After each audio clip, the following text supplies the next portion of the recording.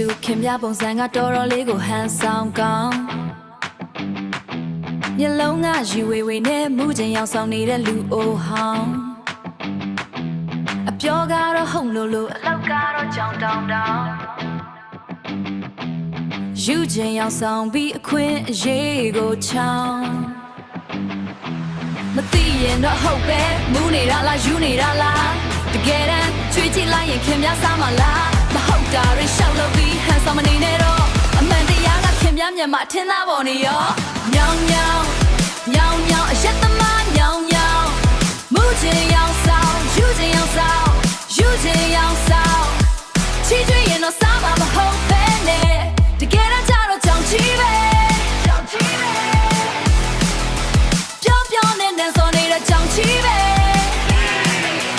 ညောင်ညောင်ခင်ဗျားကကြောင်ချီးပဲစင်ပေါ်မှာတော့လူကြီးလူကောင်းလို့တကယ်တမ်းကျတော့လူလိမ်လူကောက်ပုံစံမျိုးခင်ဗျားရဲ့ဇလန်းတွေကရိုးအီနေပြီမူပြလိုက်ယူပြလိုက်နဲ့လိန်နေတာတွေသိပြီ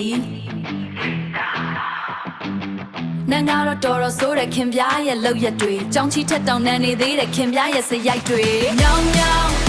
ညောင်ညောင်အရက်သမားညောင်ညောင်မူချင်းရောက်ဆောင်ယူချင်းရောက်ဆောင်ယူချင်းရောက်ဆောင်ချီးကျွေးရင်တော့စားမှာမဟုတ်ပဲနဲ့တကယ်တမ်းကျတော့ကြောင်ချီပဲကြောင်ချီပဲပြောပြောနဲ့နဲ့စောနေတဲ့ကြောင်ချီပဲညောင်ညောင်ခင်ဗျားကကြောင်ချီပဲပြောပြောနဲ့နဲ့